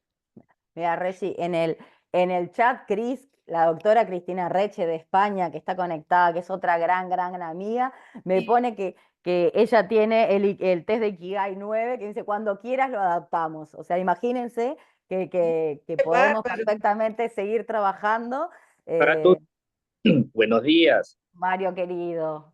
Está hecho el proyecto, ya ahorita lo lanzamos y comenzamos con todos los involucrados, ya está. Es de más decir que vamos a hacerlo, ya está, es parte de... Quedó Todo proyecto listo. de este Uruguay, seminario nos vamos con Perú, un proyecto. Brasil, España, pronto, ya tenemos listo. Nosotros trabajamos mucho así, vamos a pensar, los alumnos o las personas que están aquí van a perceber que nosotros tenemos esa cosa muy rápida para trabajar. Uno tiene una idea, los otros ya compartimos con todos y bueno, estamos ahí trabajando mucho. Y Mario, y agradezco mucho la participación de los profesores que están aquí, que van a estar en las otras semanas, pudiendo participar aquí con nosotros también. Mario, Cristina, no sé más quién está aquí, pero siempre son todos muy amigos, estamos todos muy juntos.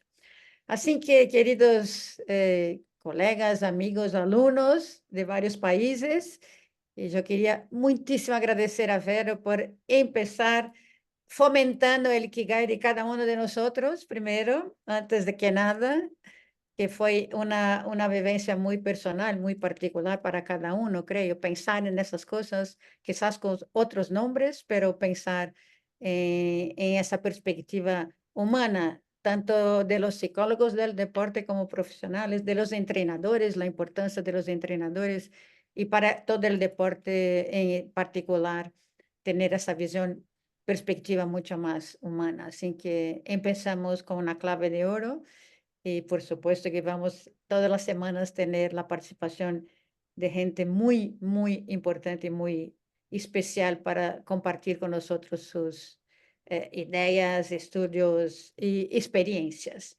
Así que un beso muy grande a todos. Vero, un beso muy especial. Gracias a todos. Y pensar esto, ¿quién cuida a los que cuidan?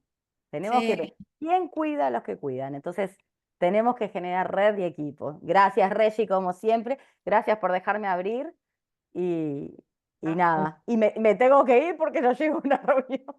Perdón porque me equivoqué. Pensé que era a las 10, entonces hice todo pensando que era a las 10. No hay problema. Fuiste hasta la última hora, último minuto disponible, está ahí. Así que síngase a voluntad. Bueno. Si tienes que salir, no te preocupes. Un beso. Muchas gracias. Chao, chao. Un beso a todos. Chao, chao. Nos E vemos. pedi a foto para nossa página. Não deu tempo. Uma foto. Taca aí, aproveita. Eu tenho alguma já também. Tem? Então tá. Então, Deixa eu peraí. tirar 2. Então, todo mundo sorria. Não estamos na Bahia, mas gostaríamos. Não sei se as pessoas só conhecem aqui a Bahia. Ok, muchas gracias a todos. Nos vemos em lunes com Maru, de Uruguai, que vai falar dos aspectos psicológicos de las lesiones deportivas. Assim que um beijo muito grande a todos. Hasta lunes.